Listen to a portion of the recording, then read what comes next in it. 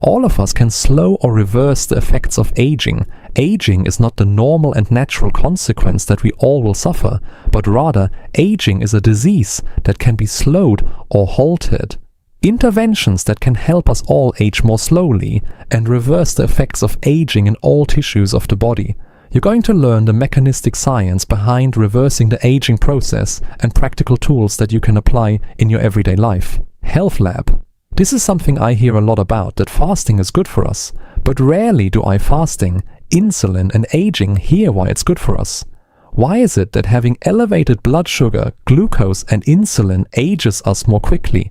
And/or why is it that having periods of time each day, or perhaps longer, can extend our lifespan? Well, let's start with what I think was a big mistake, was the idea that people should never be hungry. We live in a world now where there's at least 3 meals a day, and then we've got companies selling bars and snacks in between. So the feeling of hunger, some people never experience hunger in their whole lives. It's really, really bad for them. What we actually found, my colleagues and I, across this field of longevity, is that when you look at animals, whether it's a dog or a mouse or a monkey, the ones that live the longest, by far 30% longer, and stay healthy, are the ones that don't eat all the time. And we showed in 2005 in a science paper that if you have low levels of insulin and another molecule called insulin, like growth factor, those low levels turn on the longevity genes. One of them that's really important is called SIRT1. But by having high levels of insulin all day, being fed means your longevity genes are not switched on. So you're falling apart. Your epigenome, your information that keeps your cells functioning over time, just degrades quicker. Your clock is ticking faster by always being fed. Okay? The other thing that I think might be happening by always having food around is that it's not allowing the cell to have periods of rest and re-establish the epigenome. And so it also is accelerating in that direction. What is the protocol that people can extrapolate from that? Well, Dr. Sinclair's fasting protocol. I'll tell you what I do. I skip breakfast. I have a tiny bit of yogurt or olive oil because the supplements I have need to be dissolved in it. And then I go throughout the whole day, as I'm doing right now here, with this glass of water here. I'm just keeping myself filled with liquids, and so I don't feel hungry. Be aware that the first 2 to 3 weeks when you try that, you will feel hungry, and you also have a habit of wanting to chew on something. There's a lot of physical parts to it, but try to make it through the first 3 weeks and do without breakfast or do without dinner, and you'll get through it. And I did that for most of my life actually, mainly because I wasn't hungry in the morning. Some people are very hungry in the morning and they may want to consider skipping dinner instead. But I will go throughout the whole day. I don't get the crashes of the high glucose and the low glucose that anyone who goes, oh man, it's 3 o'clock, I'm going to need to sleep. If you do what I do, you will not experience that anymore, because what my body does is it regulates blood sugar levels naturally. My liver is putting out glucose when it needs to, and it's very steady and gives me pure focus throughout the day, and I don't even have to think about lunch. I'm just powering through. You reminded me of something that I meant to ask earlier. Obesity and aging, that obesity reduces NAD levels and accelerates aging. How, and so that we don't know, but I'll give you my best answer, which is that obesity comes along with a lot of problems that include a lot of senescent cells in fat. If you stain old fat for senescent cells, it lights up. And when you kill off those cells, at least in mice, and maybe in humans, it looks like the fat is less toxic to the body, because those senescent cells in their fat are secreting these inflammatory molecules that will accelerate aging, as we now know. You talk about the sirtuins and NAD. So if we just look philosophically at why this would be the sirtuins only like to come on or get activated when the body needs is under adversity, and if a cell is surrounded by fat or contains a lot of fat, it's going to think times are good, doesn't need to switch on.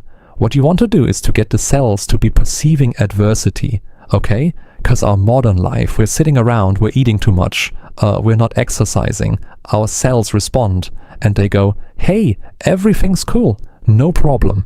And they become relaxed and they don't turn on their defenses, and we age rapidly. We can see it in the clock.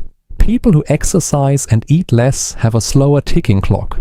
What I found in my supplements for longevity research was that if we gave resveratrol, this red wine molecule that became well known in the 2000s, if we gave it to mice their whole lifespan, they were protected against a high-fat diet, which we called the Western diet. They had lean organs. They lived slightly longer, but not a lot. And if we gave all them a high-fat diet without resveratrol, they actually lived a lot shorter. So resveratrol protected them against the high-fat diet. We gave it to them on a normal diet. They just ate it when they wanted, and there wasn't much effect. This is what's not known though. It's in the supplemental data of the paper that nobody ever reads. The mice that were given resveratrol every second day on a normal diet lived dramatically longer than any other group. So people out there, my critics say, oh, resveratrol didn't extend the lifespan of mice on a normal diet.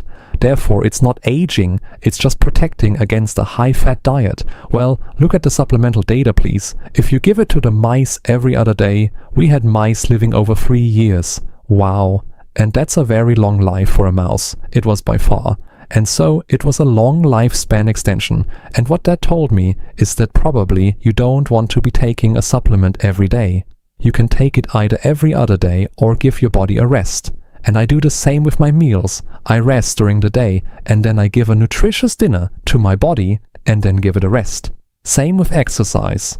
And then I try to time it, because there are times when I'm taking the drug metformin, which mimics low energy. For those of you who don't know, metformin is a drug given to type 2 diabetics to bring down their blood sugar levels. But it's been found that looking at tens of thousands of veterans and others, that those type 2 diabetics live longer than people that don't even get type 2 diabetes. So it's a longevity drug. Right now, you have to get it from your doctor in the US. In most other countries, you can just get it over the counter and you're protected. Cancer, heart disease, frailty, dementia. So I take metformin. In addition, you take metformin and you're fasting each day. So when do you take it relative to the fast? Yeah, I always take metformin in the morning along with the resveratrol, because for a number of reasons, but mainly because my body responds better, and I've been measuring my body for 12-13 years. But here's the thing, if I'm going to exercise that day, I will skip the metformin. And a lot of people who do pay attention to this kind of thing, think that they should stop taking metformin because they're never going to get muscle or it's going to affect their ability to build up muscle. But that's not true. What metformin does to you, it actually just reduces your ability to have stamina because it's inhibiting your body's ability to make energy. And so what happens is when you're on metformin, you do fewer reps. But guess what? Those muscles that you do build up on metformin have the same strength and have much lower inflammation and other markers of aging. You just won't have that extra 5% size of muscles. So if you want large muscles, don't take metformin and you'll be fine during your exercise. But for me, I'm not trying to get giant. I want strong muscles and I want to live longer and healthier. So I just try to time it so that I get most reps out of my exercise regime. Do you cold exposure and aging regularly? Do the cold shower thing, ice baths, cold water swims? Are you into that whole biz? Well, you do know that I've done it at least once. I don't do them regularly. I do try to sleep cool. I sleep better anyway. I try to dress without a lot of warm clothes. I'm here in a t-shirt. It's middle of summer, but in winter I'll try to wear a t-shirt too. So you're challenging your system to thermorelate. Right. We published what's called the metabolic winter hypothesis, which is few tens of thousands of years ago. We were either hungry or cold or both, and we rarely experience that now. And so we try to give ourselves the metabolic winter. And part of the problem, I think, with the obesity epidemic is that we're never cold. And cold, when you're cold, you have to burn energy. It may be only slightly, but over the whole night, if you're a little bit cool, you'll actually expend more energy. So I try to do that. I'm not a big fan of cold showers. The sauna, I don't have access to my gym as much as I did. So, but I do want to get back into it. I used to do it regularly with my son.